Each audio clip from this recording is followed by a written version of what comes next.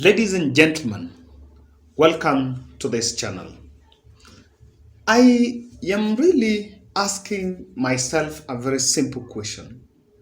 What is the magic that Deputy President William Ruto is using to make sure that aspirants reach consensus? Because I think there is something special that Ruto is doing that Raila Odinga and Uhuru Kenyatta and even Kalonzo Musyoka and the rest of the party leaders need to borrow, because for them, Raila Odinga tried to give a direct nomination in Homa Bay. The hell broke loose. There was also another attempt in Siaya. Things are not working out. Mombasa is very chaotic. But then, Ruto is getting something right. And the second question is this: why is it that this consensus is not being done in Rift Valley? That is not why I'm doing this. Now, the latest report we are receiving now is that Moses Kuria is being asked to leave the governor's race in Kiambu, retreat back to seek re-election in Gatundu South. That is what Ruto has told him. And according to that report, remember, Moses Kuria initially said he was not going to seek any seat and he will just build the Chama cha Kazi party. Then after that, when he came from the treatment abroad, he changed his mind and said that he was now going to seek the Kiambu governor's seat. And he's been doing campaigns. So my understanding was he changed his mind to go for that governor's seat because when he's seeking such a big office, I think aspirants will coalesce around him and he would actually use that to build the party. What Alfred Mutua did in Machakos. That was a bit of his idea. But I have been, lately you have realized that he's doing market-to-market campaigns and just walking. William Kabogo unleashed his campaign machinery.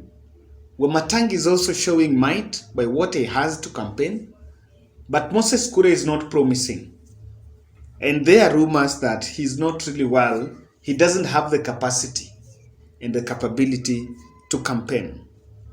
Now, what Ruto met Kabogo recently, and he asked Kabogo to find a way they can work with Wamatangi in the governor's race. I think working together in this context, he asked Kabogo and Wamatangi to find someone who can be governor and the other person becomes deputy. I think it's only Wamatangi who can deputize Kabogo. I don't think Kabogo can be Wamatangi's deputy. But them working together will be a plus to Deputy President William Samoei Ruto. Now, Kuria was sidelined, and I think he made a blunder, having known that UDA would have the interest of fielding a candidate there as their governor candidate.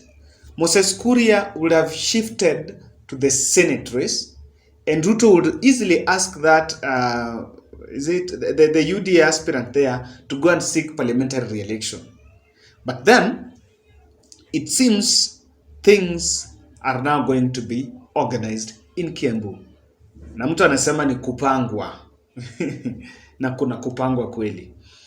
Moses Kuria has been given the ultimatum that if he has to work with Kenya Kwanza, he has to go and seek re-election. Because Ruto doesn't want to go and do a nomination in the governor's race there. The Senate is already sorted, so he wants to sort out the governor.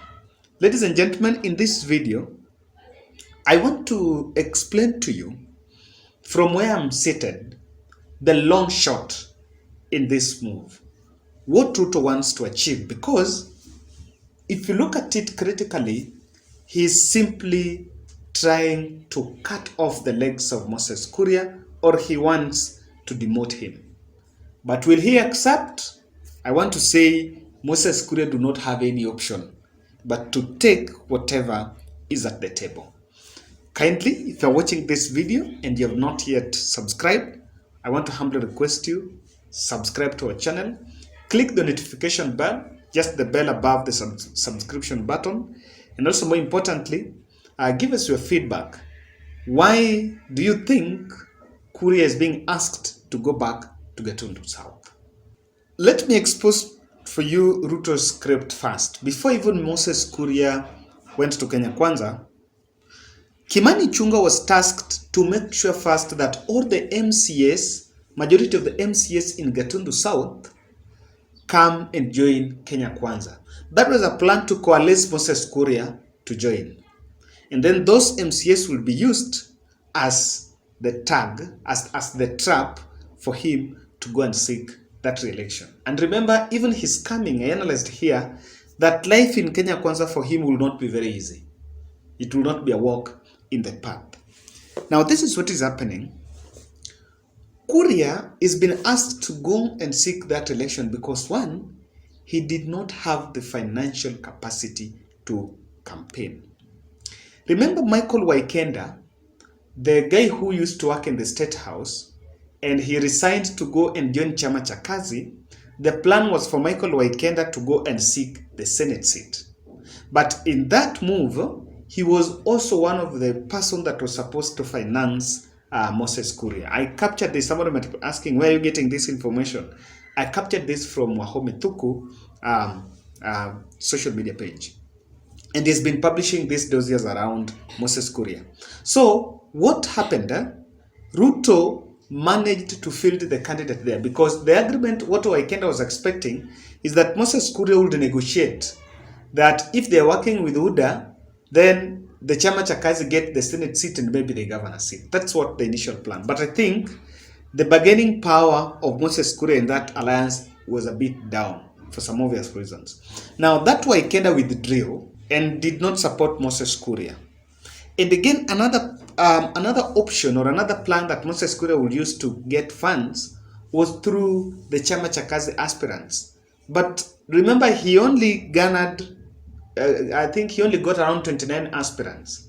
29 aspirants did not give the party enough money to can even keep the party afloat and can even help him to campaign with.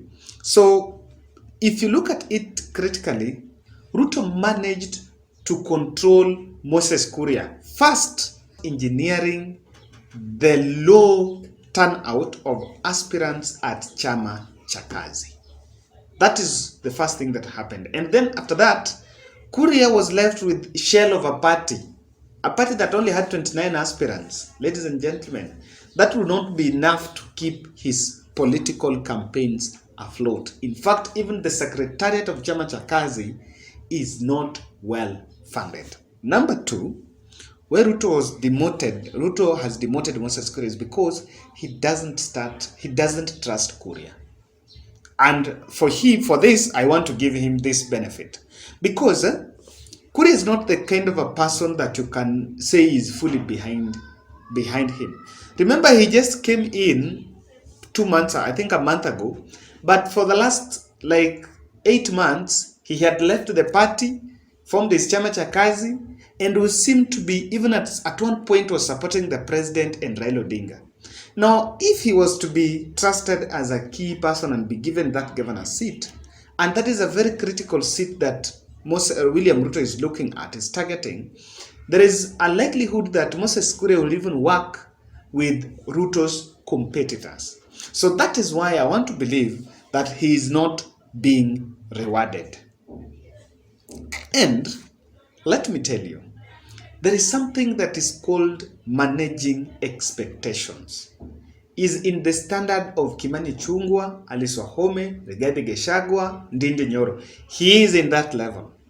Now, one thing that happened, Kimani Ichungwa once mentioned that Kuria is just going there to up his stakes to seek that governor seat. And I want to believe that Kimani Ichungwa and the rest of the team maybe had advised had advised William Ruto that for him to manage the ego of Moses Kuria is to not allow him to go and seek that governor's seat. So when he's been reduced there, he's going to be at the same level with those other people. Remember, at one point, Moses Kuria even turned down a Citizen TV interview that they were supposed to appear with I think they were supposed to appear with Murathe, saying that he will only go when party leaders are invited. So he wanted to elevate himself to the level of party leader. Key to my keen interest, at one point, if you follow his Facebook page, you will realize that after Kenya Kwanza makes a poster rally, he designs his own rally where he has to put himself with the bigger picture to portray himself as someone who is above the rest of the team. The people that have cooked Moses Kuria's goose in Kenya Kwanza are these fellas. They don't want him to be allowed to seek the governor's seat through Chama cha Kazi because that will elevate him, and he, for lack of a better word, he will pee on Kimani Ichungwa and all these other fellas. So this is what happened. And of course, when he was invited there, when he was accepted there, he thought things were going to be rosy, but there was a behind the scene deal. Now, I also feel like this was a ploy to kill Chama cha Kazi. For one, we have to agree this, that Ruto knew that if Chama cha Kazi was to become very vibrant, then it was going to rival UDA. So to make sure that Chama cha Kazi is killed, because after some point, if Chama cha Kazi will be allowed to get many aspirants and to be very vibrant, then it can easily get into a post-election agreement in the event that the UDA do not make the form government. So it can make a post-election agreement with the side that maybe the Azimio team if Azimio makes government. And so that is why Ruto was so committed to make sure that Moses Kuria is reduced to zero. Now, I want to say lastly this. Moses Kuria is a strong critic of President Uhuru Kenyatta now in Kenya Kwanza. Now, he's a home MP to President Uhuru. I think Ruto wants someone in his caliber to be there. Because for one, remember when they went to Ichweri, Uhuru's village, and by the one day I will go there. I want to see really what happens. Moses Kuria abused Raila. And then he kept on saying that Uhuru wants to remain in power. He's emerged as a strong critic of Uhuru. What Ruto wants, he wants someone like him to be the area MP. So that post-election, after this general election, if he sticks with Moses Kuria, he can still find someone that will be punching the president. And even better still, if there was to be a mobilization of people to protest against an outcome of the general election, and Moses Kuria is in that plan, what exactly is going to happen? He's going to involve Moses Kuria in that plan. And Kuria will then even build and create a protest in President Uhuru Kenyatta's constituency. Ladies and gentlemen, I have tried to exhaust my thoughts on why Kuria is being reduced and has been blocked from vying that governor's seat. By then, he has an option to just vie through Chama cha Kazi. There is no coalition party. There is no big coalition agreement that is binding these parties not to. It's more of a gentleman's agreement. But because he's broke, and he knows that if he goes against Ruto's word, Ruto is likely to bankroll his competitor, Wamatangi and Kabogo. And by then, they will be done. Ladies and gentlemen, what do you think?